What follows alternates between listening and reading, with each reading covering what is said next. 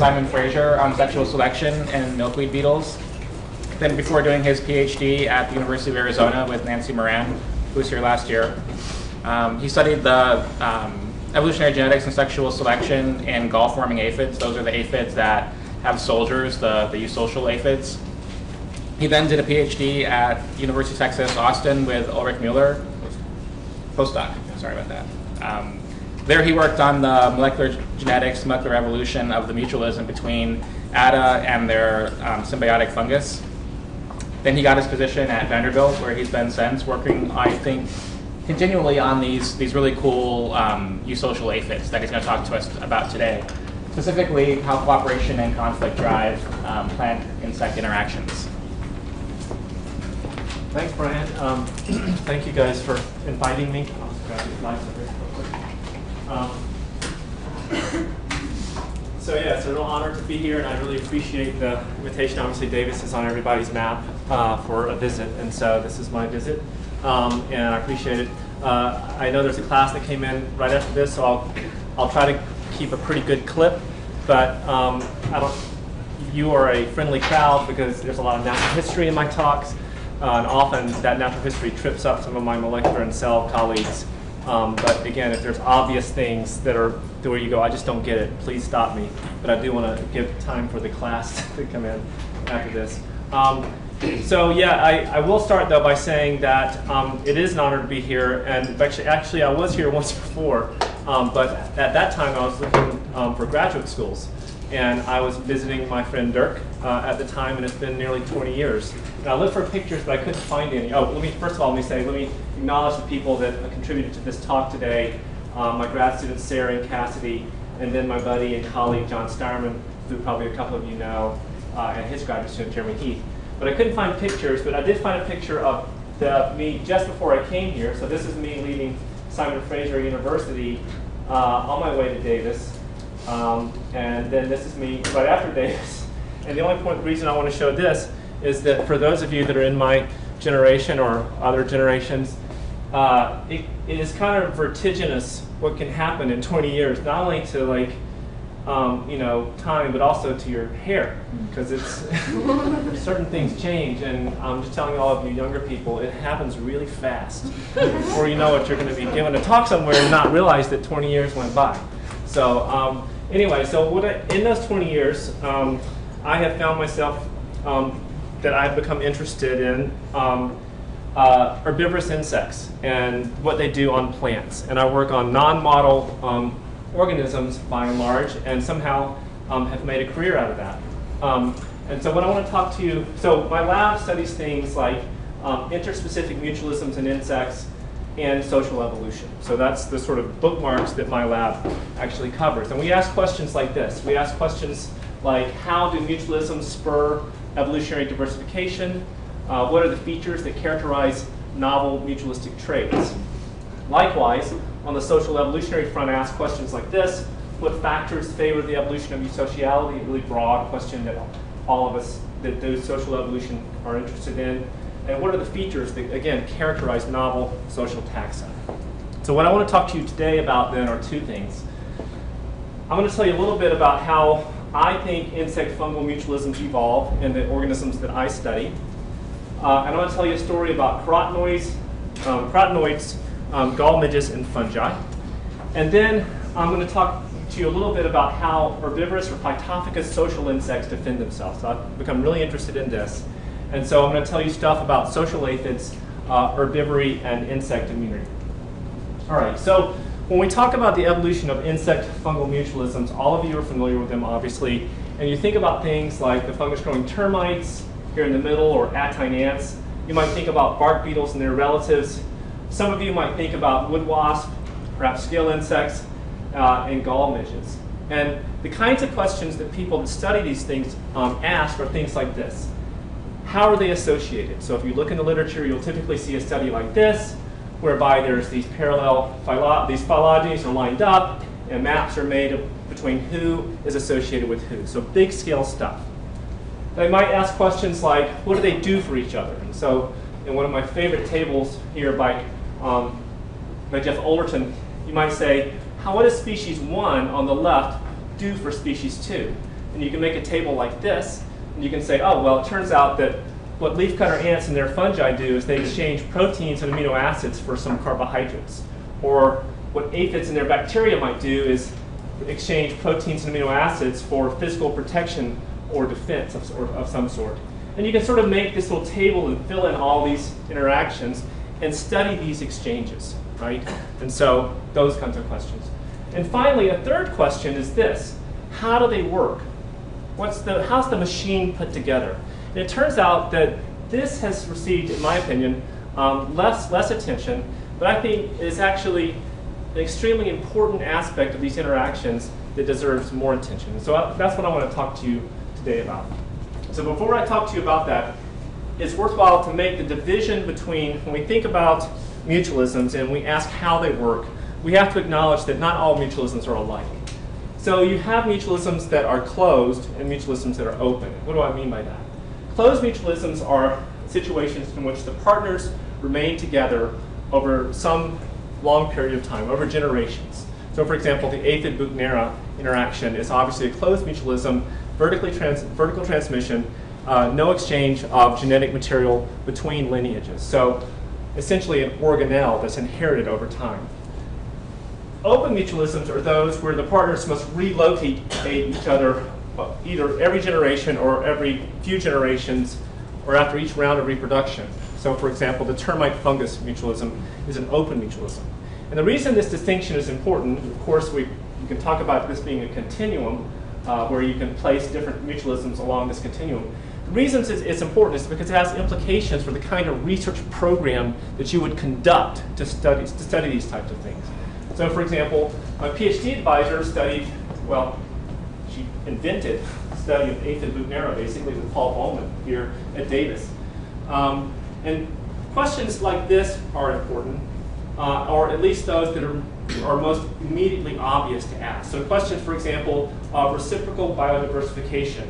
You might ask questions about genomic and metabolic integration between the symbionts. You might study developmental or cellular aspects of the interaction, the kinds of cells that the symbionts are encased in. You might ask questions about transport. How are the products of the mutualism moved around? You might ask questions about function, for example, what's the nutrition, but the kinds of questions you ask are going to be physiological in nature.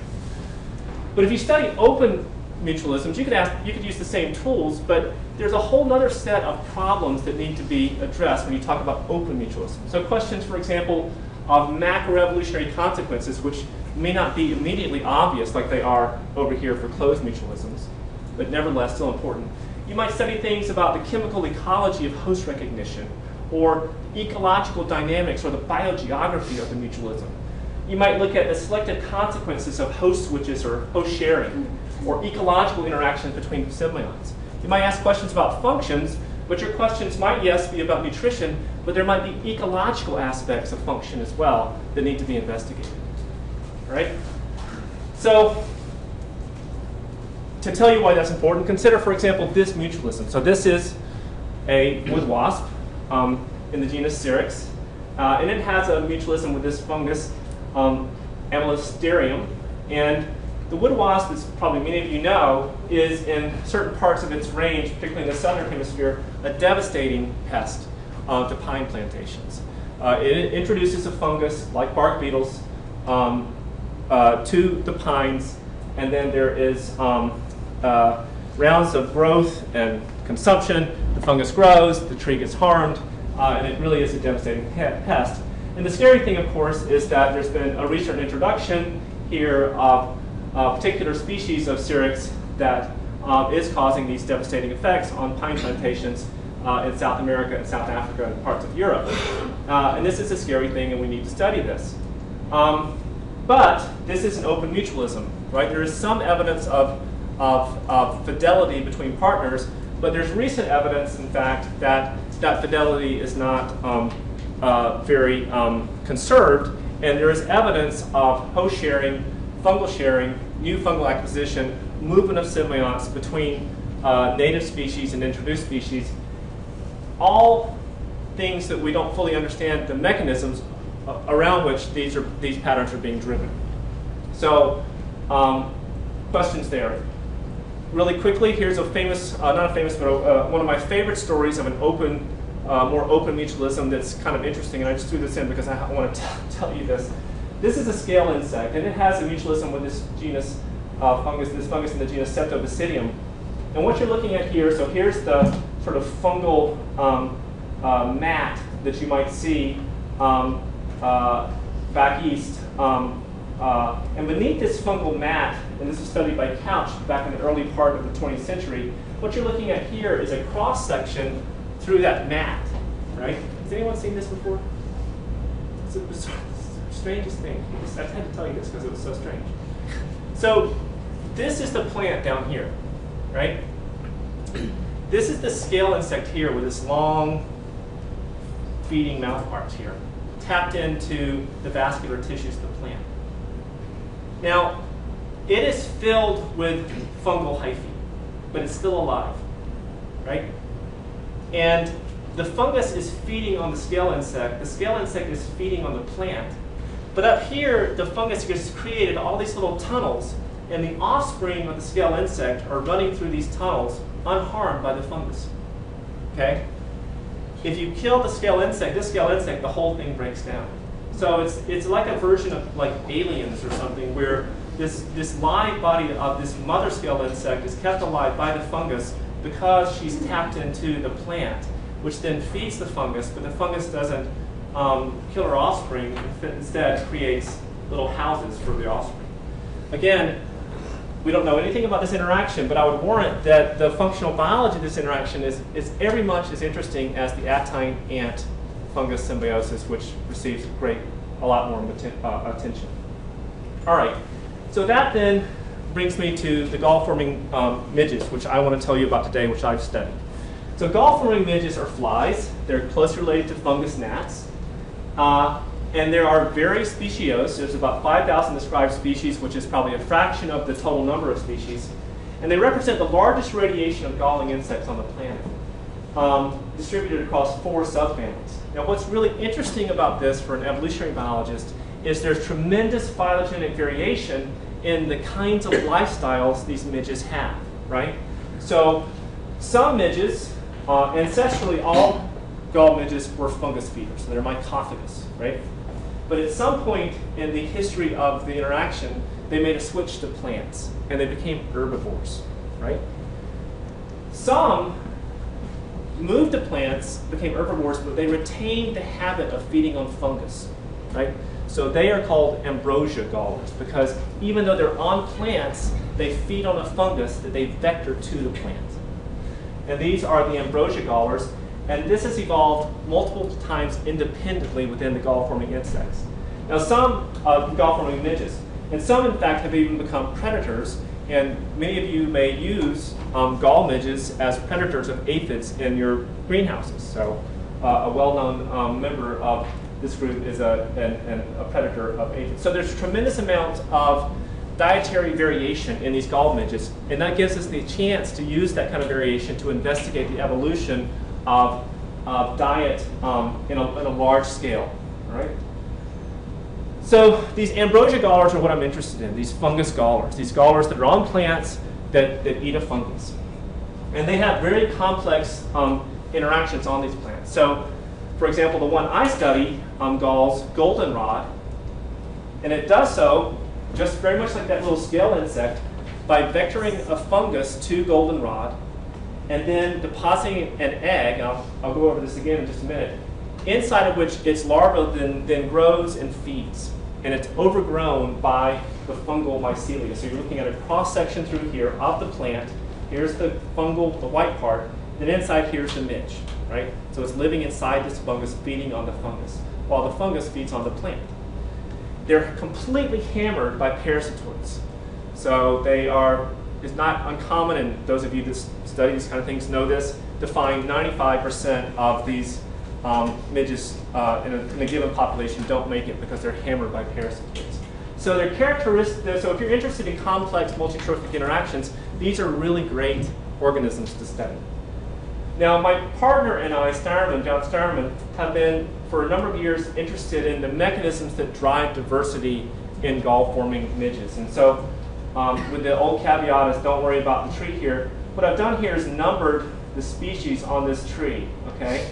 And all I want you to take home from this tree is that you can see as much phylogenetic structure within a species as you see between species. So here, right here is one species called Astromya carbonifera, and you can see as much structure within the species as you see between species, implying there's tremendous amounts of cryptic diversity that has not been described. And this is very typical not only of Gall-forming midges, but many phytophagus species in general. That's why we probably have a huge underestimate of the number of species on the planet, because there's diversity that we have not accounted for. So we've been interested in what is accounting for or driving this diversity. To those of you that know this kind of stuff, say, well, whatever it is, it's going to be something like this. There's going to be something that happened with the plant. There's going to be something that happens with the gall midge. There's going to be some specialization, some host switches, some evolution of secondary metabolites, some tracking of that, some detoxification mechanisms. All of that's going to be this complex mix of host switches, allopatry, coevolution, escape and radiate, something like that. That's what the story is going to be, right? Well, it turns out it's not quite like that. So we've been interested in asking questions about how these organisms radiate. And a friend of mine, Jeff Joy, published recently a study of Gall-forming midges, and what he showed is basically this. He said, if you take all those midges that moved onto plants but didn't bring their fungus with them, so they're herbivores, classic herbivores, and you compare them in a phylogenetically controlled contrast to sister taxa or sister clades that did bring the fungus with them and still use the fungus, what you find is that species that are still feeding on fungus on plants are diversifying at a much higher rate than species that are not. Okay, so just keep the little bubble things are interesting, but really just keep your eye on the black bar here. Diversification rate is much higher in the symbiotic species than in the herbivores, right? So something about having a fungus is making these gall midges speciate faster or diversify faster. So what's going on? Well, Starman and I have been thinking about this for a number of years prior to Jeff's paper, and we had said, this is what I just told you, for any given phytophagus insect lineage that are on different host plants, there's going to be divergent selection across host plants. There's going to be some kind of niche space, so each different host plant species represents a different niche. They're going to colonize some of those, but there's going to be some constraints that are going to prevent colonization and host switching, so some sort of conservation that's going to prevent radical host shifts. And so there'll be this sort of unexploited niche space out here that's not colonized because the lack of genetic variation to colonize that niche space. So this is just sort of a classic model. You got species, you got divergent selection, nice, okay? But if you take a multitrophic context, you get something like this. You get mechanisms that drive populations into new niche space that you would not otherwise have predicted if you don't take those into account. And we long argued that microbial mutualists might facilitate host switches because, for example, they might provide mechanisms to detoxify plant secondary metabolites that otherwise would prevent the acquisition of novel host plants, for example. And so you might have species that are engaged in complex multitrophic interactions might in fact be more diverse than those otherwise that are not, right? So we've been studying, we basically been studying that in Astromya carbonifera, this gall midge. And so let me tell you the kinds of data that we actually have found. So Astromya carbonifera galls dozens of these solidago species. It's distributed throughout North America, and it uses a fungus in the genus Botrosphaeria. So what you're looking at here is adult midge, and then here its larvae inside these little fungal patches. Botrosphaeria is an extreme host plant generalist, cosmopolitan, distributed throughout the world, biotrophic pathogen of many, many different kinds of plants. And of course, many of you are familiar with goldenrod. It is not causing your allergies. Okay, so here, common misconception, goldenrod is not responsible for your fall allergies. All right, here's the life cycle of the midge. All right, So you've got two circles here. One is the fungal life cycle. One is the fly life cycle, right? The fly, at some point in this life cycle, through means we don't fully understand, remember what I told you about that host, that chemical ecology of finding your host, open mutualisms, things like that? This is an open mutualism. Finds its fungus somehow. The female inoculates the host plant with both the fungus and makes a wound in the plant, puts its egg in there.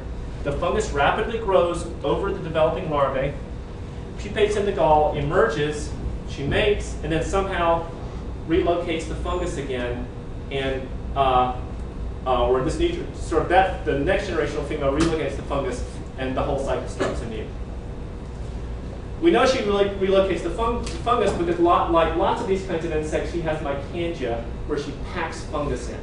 So what you're looking at here is the hind end of a female, and blue stain are the little fungal conidia that are packed in there that she's going to use to basically create this, which are these fungus that provides nutrition to her offspring. Okay? So here's where it gets complex, and stick with me on this. If you look across all of these different host plants, one of the first things you observe when you look at these galls is that there's tremendous phenotypic diversity in gall shape and size and form. All right? So phenotypes are diverse, right? And we've been interested in, we figured that if we can understand the mechanisms that are driving phenotypic diversification, we can understand something about the mechanism of diversification itself.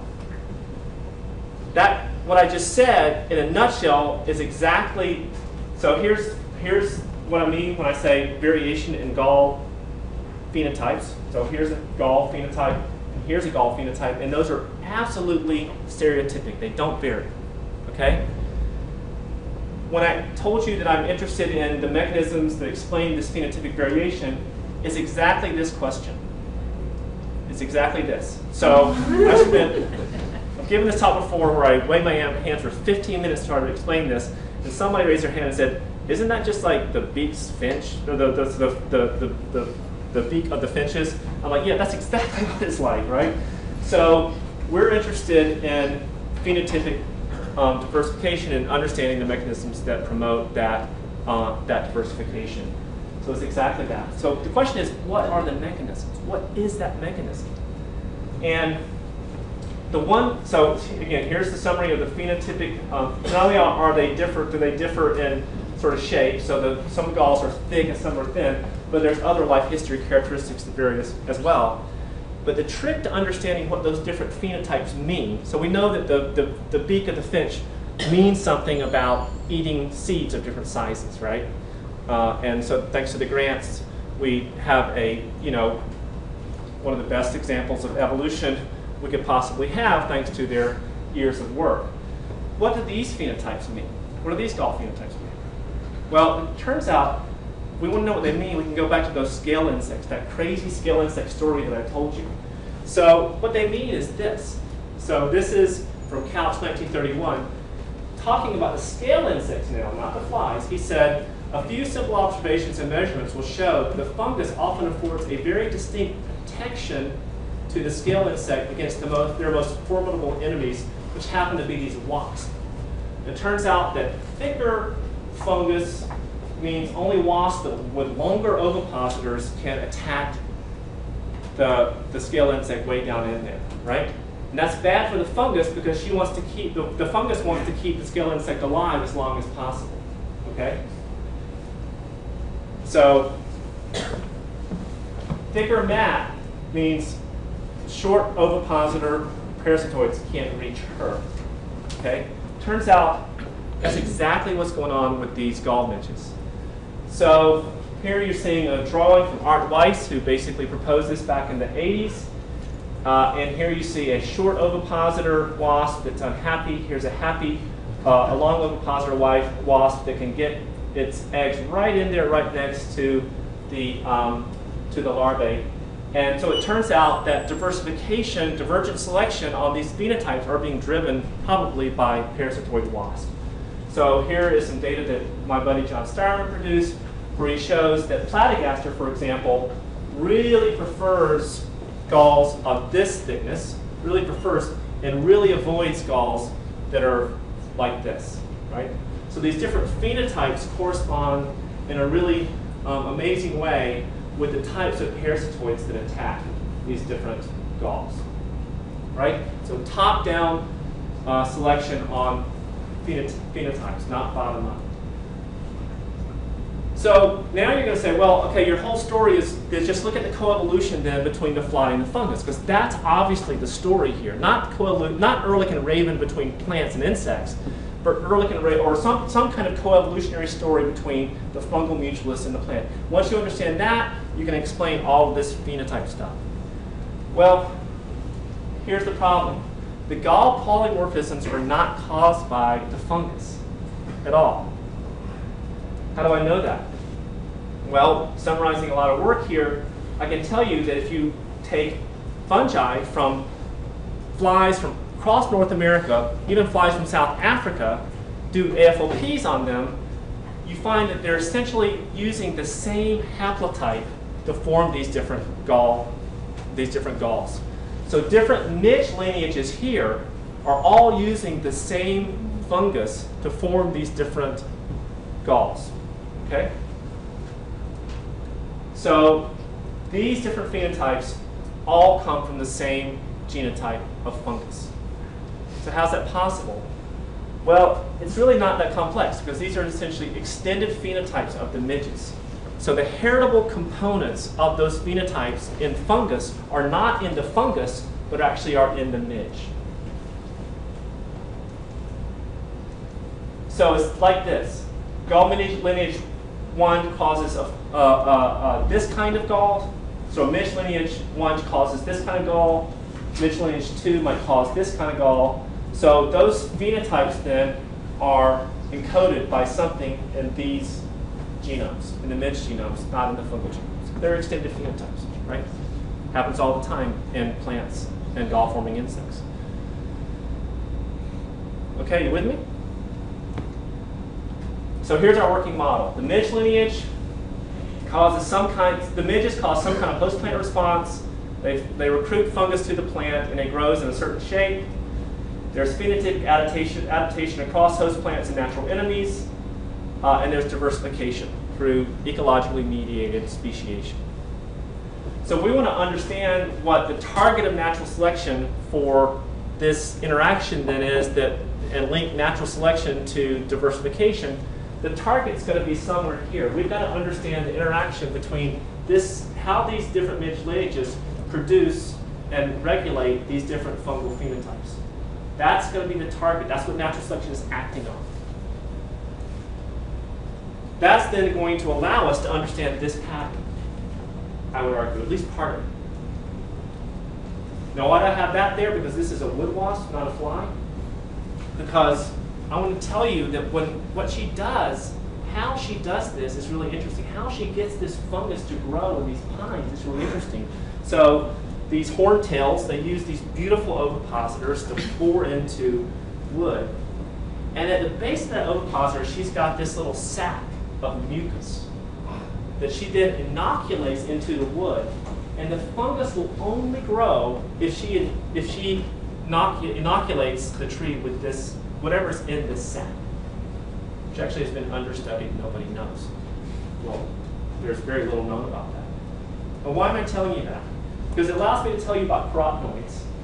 And this is where the story gets a little bit even more unusual. So carotenoids, you guys know what carotenoids are. You eat your eat your carrots, and everything's good for your eyesight. They're isoprenoid pigments, so they're pigments. And they're missing in our diet. That's why we have to eat them in our vegetables, right?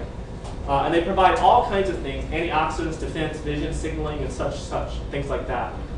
And it turns out, so here's the biosynthetic pathway for carotenoids. So they're isoprenoids.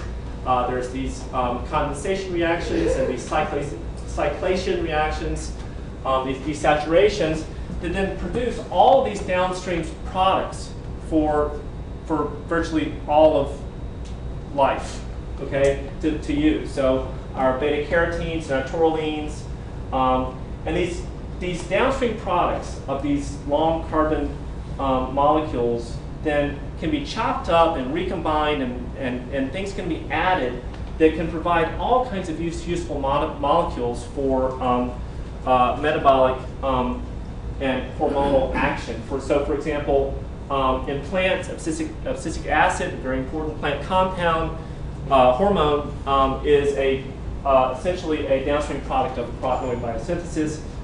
In fungi, trisporic acids are important in mating and growth. Obviously, retinoic acid is important in vision for us. But we're missing these two genes that provide this initial step in this pathway. So we don't have those two genes. Right? If we had them, we could just make our own carotenoids. We wouldn't have to eat carrots anymore. So we have to eat them. And there's trade-offs associated. If you're into birds, you know that sexual selection, a lot of it's based on trade-offs associated with carotenoids, because you have to either put them in your feathers or use them for your health, but you can't do both. Right? So there's a lot, they're really important in sexual selection in vertebrates. Now, about 3 years ago, a paper was published actually by my PhD advisor where in aphids, it was discovered that aphids actually have those two genes for carotenoid biosynthesis. So what you're looking at here is a fungus tree. Here are the P aphids here, the gene tree for one of these genes. And this gene is from aphids is embedded in this fungus tree, the telltale sign of lateral gene transfer. So aphids acquired from fungi those genes for carotenoid biosynthesis. So you've got these red and these green P aphids, and I won't tell you the story behind that, but it's actually a really interesting one. Spider mites, turns out, have the genes as well. Now we had long been interested in carotenoids because we knew that many of our larvae were very orange. Not only were their larvae orange, but many of their salivary glands and accessory glands and various other secretory glands were highly enriched in carotenoids, which we assumed they had been getting from the plants. But it turns out that, and so we've long been interested in carotenoids. It turns out that gall midges have the genes as well. So gall midges are the third case of insects that have the ability to de novo produce carotenoids in addition to dietary acquisition. Right? Turns out it's a monophyletic group, and I can talk to you about this if you're interested later about what does that imply about what's going on there, the fact that they seem to all have acquired the genes from the same group of fungi as well. All right, you still with me on this? Okay, so what we've been interested in then is we said, well, what kind of variation in carotenoids are we seeing across that phylogeny of midges that differ in whether they're herbivores or ambrosia gallers or predators? Do we see variation? And so what you're looking at here is a little sort of carotenoid profile we did of the host plants of one of those gall midges, Astromya. So this is a little heat map. This means that this particular molecule is really common, less missing altogether. What's in the plant? What are they actually eating when they eat a goldenrod? When you look at an herbivore, you can see that this is what they consume, and then they must metabolize it into these. Right? So taurolene is really common in the herbivore gall midges, right? But what's interesting is when you look at the fungus galler. So this is a fungus galler partitioned by different tissues, okay? So these are accessory glands, salivary glands, and ovaries. And you can see it looks completely different than the herbivore. Moreover, if you look at the numbers down here, you can see that this fungus galler is for some reason packing its accessory glands with carotenoids. Just packing them in there. So why is it doing that? Well, it turns out, it's really interesting. So here's these accessory glands, they're bright orange, and it turns out that the carotenoids actually predict attack by these platygaster wasps. So these crescent galls, which have are really enriched in their accessory glands with these carotenoids, are preferred by these platygasters, and there's this amazing kind of correlation. This is not a manipulative experiment, so there's all the caveats about correlations, but it is what it is, right? So there seems to be some relationship between the content of these accessory glands and some kind of multi-trophic consequence. Moreover, you could tell me, well, that's just the carotenoids they're getting from their diet, and they're just metabolizing in that kind of way. Well, I would say that could be what's going on. However, if you actually look again across, use that sort of fungus present, fungus absent contrast, and actually ask how are these genes expressed across these different species that have these different interactions, here's what you see. So this is qPCR assays of species with and without fungal mutualists. And it turns out that the larvae of species that are ambrosia gallers, so fungal mutualist larvae, are really ramping up the expression of those two genes that they acquired from fungi relative to the larvae of those that are basically herbivores. Essentially, these genes are turned off in adults. So adults are non-feeding, they're basically turned off. Okay? So there is this variation across lifestyle in how these genes are expressed that are laterally acquired. So here's our working model. The midge lineage, that somehow carotenoids are important in this aspect of this interaction. We believe that carotenoids are important in fungal recruitment and growth. And so we think that, therefore, that carotenoids are precisely the target of natural selection that may help us to understand these kind of phenotypic divergence and ultimately diversification. We're not saying it's the only part of the story, but we're thinking it's part of the story. So summary then on gall midges, how are they associated, how have they co-evolved? There are complex patterns of midge diversification across host plants, but little genetic variation in the fungal mutualists. What do they do for each other? They provide nutrition and defense, dispersal and competitive advantages for fungal mutualists probably. And how do they work? A lot of work to be done here, but we think carotenoids, which are, weirdly enough, laterally acquired from fungi, are important in the maintenance and diversification of these fungal mutualisms. All right? And so it's sort of interesting to think about the fact that somewhere in the past there was this link between an animal and a fungus that ultimately led to an ecological link between an animal and a fungus. Okay. All right, so let me talk a little bit more briefly then on social evolution. So work I've done with aphids. So when you think about advanced complex sociality, you're talking about ants and bees and complex overlapping generations. So eusocial organisms, superorganisms, right? And the reason that many of us are interested in eusociality is because even though it's ecologically successful, so there's no question that leafcutter ants are ecologically successful organisms, eusociality itself is phylogenetically rare. So it's that combination of ecological success on one hand and lack of it being common in the tree of life on the other that makes it interesting, because you say, what are the problems with crossing that threshold, that new transition into another level of organization? So that's where some of the big questions then in social evolution are things like this, is can we identify the homologies across socially living taxa? And are there ecological, demographic, life history predictors, genomic predictors of sociality that allow us to understand what it means to cross that threshold into a more complex level of organization? But it turns out that since I graduated from graduate school, or at least when I was graduating from graduate school, there's been a lot of work done on things that are not ants and bees. There's an entirely new bestiary of organisms to work on to understand social evolution. And in fact, that's what I've done then for a number of years, is to work on these aphids, these social aphids, which are these simple little societies that tell us a little bit about social evolution. So when we look at sociality, we can actually break it down into this, make a main division between two different types. There's some social insects that are, in which the basic altruistic act is brood care. Basically, that's what they do. They take care of the offspring of their mother in many cases. But there's another kind of society, and these are the fortress defenders, as David Queller and Joan Strassman so usefully describe them, where their basic altruistic act is not brood care, mostly because they live in their food, but defense of the group. So defense is their main expression of altruism.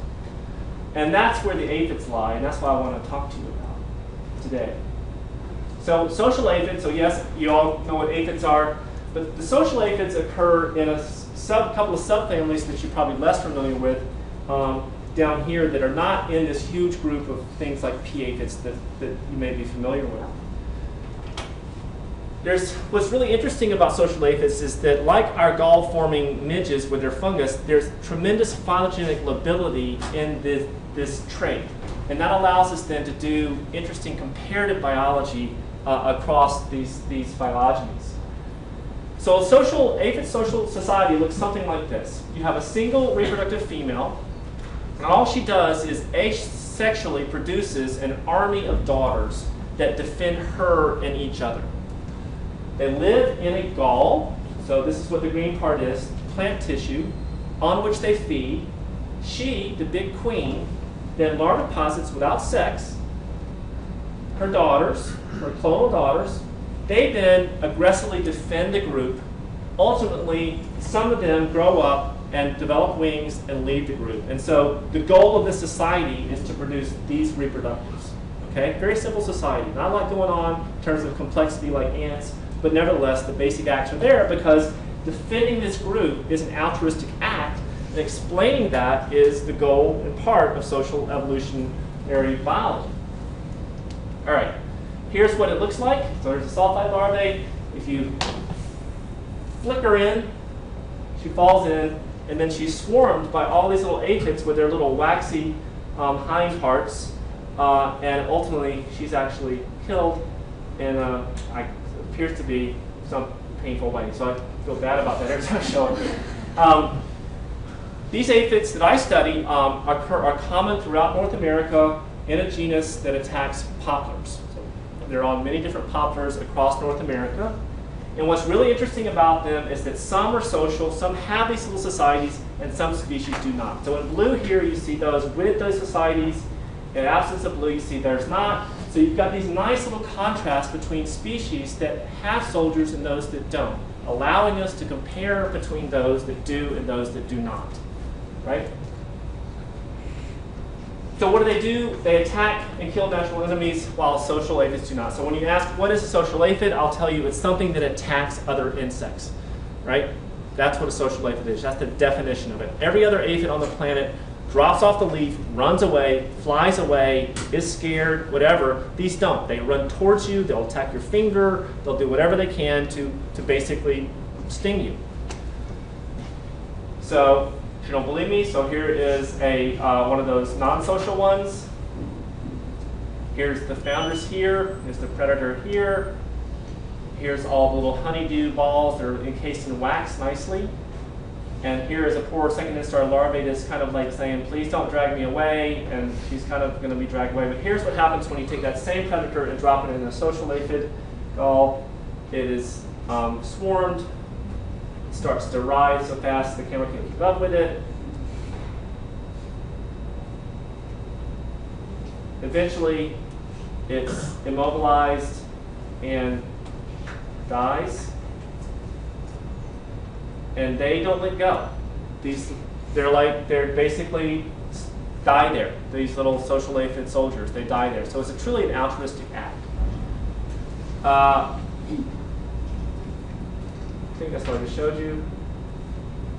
Oh, this is anthochorid. Same thing. Really quickly, just because I hate anthocorids. They're really nasty predators if you're into this kind of thing, and they kill your aphids. But not these aphids. These aphids, the anthochorid gets really hammered, and that's why I love this video. So the anthochorid's in there somewhere, and it's dead. And that's really kind of amazing, because if you know anthocorids, it would be like, I don't know, it would be like some little antelopes killing a big male lion or something like that. It just doesn't make sense, but it works somehow. And that's what I want to tell you about in the last few minutes. So basically, believe me that they can kill chrysopids or anthocorids. So these are controls. Those are the survivorship of chrysopids in an open container. They basically just dry out eventually. And those with aphids, so they basically get killed. And for a reason that I'll tell you for in just a few minutes, they also kill Drosophila larvae as well. Not surprisingly, they kill anthocorids. They're going to kill Drosophila larvae. So basically, social aphids, you can just do these experiments again and again and again. Drop whatever you want in, it gets killed. Right? Okay. So what's actually going on? What explains sociality in aphids? Let me tell you really quickly, just so that you know something about sociality in aphids. There's a lot of ecological explanations for sociality, but one of them is not the fact that they live in galls. All right? all social aphids form galls at some point in their life cycle. The problem is, and so galls provide things like clonal integrity or provide something to defend. They constrain growth rates and things like that. And there are other correlates. The problem is that all of these things form galls. So galls themselves explain nothing about the trait variation of sociality, right? So I've gone through this in grant reviews a million times. And I'm like, it's not galls because it's not explaining the absence, right? Anyway. All right, so can you hear, like, you younger people, when you hear like a professor do that, you know that like there's anger management issues because of grant reviews. But anyway, and then predation and ant-tending. There's a lot of stuff going on. But here's what I think actually is going on. So that's an open question if you want to work on social aphids. I think I need to understand defense. I think I need to actually understand what is going on when those aphids attack those victims. And I think that then is going to be the target of natural selection. Okay? So when aphids attack an insect, apparently what happens is the insect dies because it has a massive melanization response. So this Drosophila right here became this Drosophila here within about 30 minutes, okay? After being attacked by all these soldiers.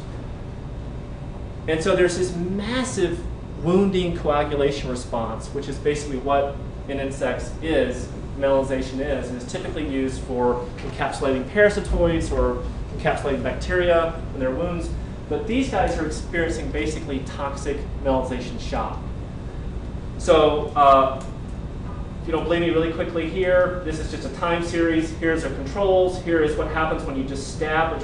I had these undergrads do this. They really enjoyed it. Stab a bunch of Drosophila larvae with needles. They kind of wound like that. These are sterile needles. But with the soldiers, these Drosophila larvae invariably become blackened and melanized. Why does that matter? Well, it turns out really quickly, there's lots of toxic intermediates in this melanization cascade, this immune response, that are not good to have in large quantities. And that's why insects regulate the melanization response very tightly. It's a very tightly regulated cascade in insects. And that's exactly why in other social insects and some other insects that use venoms dysregulate that melanization response as a means to immobilize their victims. So it's part of the poison repertoire or the venom repertoire, of many insects that do actually use venoms. All right? So that would not be unusual if the melanization response is exactly what those social aphids are targeting. So here's our working model. Altruistic defense in aphids involves the secretion of venomous factors that attack the immune defenses of enemies. And again, let me back up. Again, we're talking about phytophagous insects, right? So the reason this matters, if I was telling you this about a bee, you would go, yeah, so tell me something new. I'm talking about an herbivorous insect that somehow dysregulates the immune system of its host. That then facilitates group living, because if you're going to be a soft-bodied aphid, you can't live in a group if you can't defend yourself. Once you can live in a group, you can acquire other social complexities by virtue of the fact that you're living in a group and you're effectively defending yourself. And so you have these adaptations then and this increase in social complexity once you can live in a group and defend yourself. So that then is the target of natural selection. That, if we can understand that, we might understand this trait variation. Okay? We know that there are venomous aphids, and we know they use proteolytic enzymes, but not in the species, not the groups that I study, right? So we know it's a legitimate question.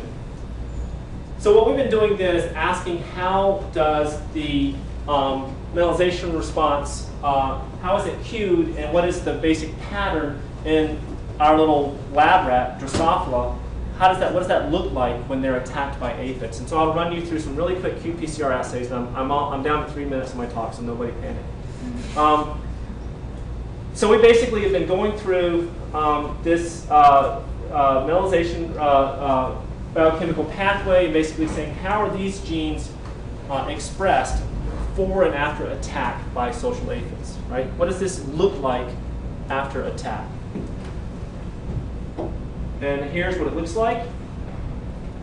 So here's some qPCR results. So I'll just walk through these really quickly. So what you can see here is here's the basic experiment. There's a control, no attack by aphids. Here's aphids that here's Drosophila that we stab a lot. And then here's Drosophila that are attacked by aphids. And you can see in every case, in these 4 genes anyway, of course I left out the ones that don't fit the pattern. But these are upregulated usually by about 2-fold, in this case particular, in this case here, in this case here, after attack by these social aphids. So there's this transcriptional response, or else they're just dying, after attack by these social aphids. So the immune system of these insects are feeling the attack by social aphids. In fact, what you can do then is take mutants in each of those different genes and say, are they then immune to attack by these aphids? Can they survive attack if they cannot if they cannot invoke the melanization response? And in fact, you do see that. So for example, you get partial rescue in this phenyloxidase mutant when they're attacked by aphids because they can't turn on the melanization response. So summary then on aphids, I told you it's only 3 minutes. Social aphids have acquired traits for the secretion of venom factors that attack immunity-related responses in natural enemies. There's convergence here with the venom components of other social arthropods, which are, by and large, Hymenoptera and predators anyway. Okay? But you've had, I would argue, convergence from way over here in herbivory, way over here to what the Hymenoptera were sort of already doing anyway before they became social. The precursors for these venom factors are likely related to overcoming plant defenses, because I haven't told you this because I don't have the data for reasons I told you, that they're probably proteolytic enzymes. And so here's my final pitch then. What do we get out of studying these other kinds of social insects that aren't ants and termites? What you get are things like this, that you can study social evolution, but in this case you can put it on an edifice of insect immunity. So you can link insect immunity, which is obviously a huge field, to social evolution. And you can rest all that on top of coevolution between plants and insects. Because where did the pre-adaptations for those venoms come from? Well, they didn't come from, again, being predators like Hymenoptera. They came from probably figuring out how to avoid invoking plant defenses and how to eat a plant. They then became co-opted for use for defense, which then conferred the ability to live in groups for these phytophagous insects. So I think it's kind of interesting then to think about both of these projects. In one case, you had plant-insect antagonism, and on top of that is a mutualism between a plant and a fungus. So these are plant-eating fungi and plant-eating insects that have a mutualism. They're probably using the components of a history of plant-insect antagonism. And you see exactly the same thing in social aphids, that again, the building blocks of that cooperative interaction are built out of antagonism with plants. Okay, thank you very much.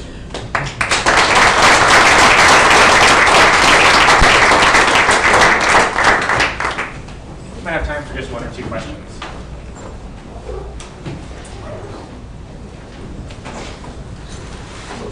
Oh, yeah. Well, it's awfully idiosyncratic in those aphids as to whether or not that did lead to soldiers, right? Because you see them intermingled there. So, do you think we'll ever get any predictive power of that, given how seemingly serendipitous it is? No, I hear you, and so I'm not saying that's the whole story, but it would be interesting to find out if there are. So maybe it won't explain the trait variation within that genus, but it would be really interesting to find out whether across all social aphids there are. So one of the things I've become really interested in is whether they are sequestering plant metabolites, secondary metabolites, as part of that venomous cocktail that they are then basically regurgitating into their victims. And we actually do have some evidence that in fact they are. So they're actually harvesting from poplars bioactive molecules that appear to be useful to them in immobilizing. So it's not a part of the whole story, but you're exactly right. It doesn't explain, it can explain if they're all attacking the same host plant. It can't explain that trait variation in sociality itself. But it does allow me to actually look, though, at whether there has been, for example, gene duplication, increased rates of selection on the genes that underlie whatever they're those, for example, those serine proteases that they're probably introducing into their victims. So I can at least say, what does the genome, how does it respond to sociality and social aphids? Because I now know what is being targeted in those genomes. But you're right, in terms of explanation, it can't be the whole story. Okay, so I think we're out of Thank you. time. Thank you.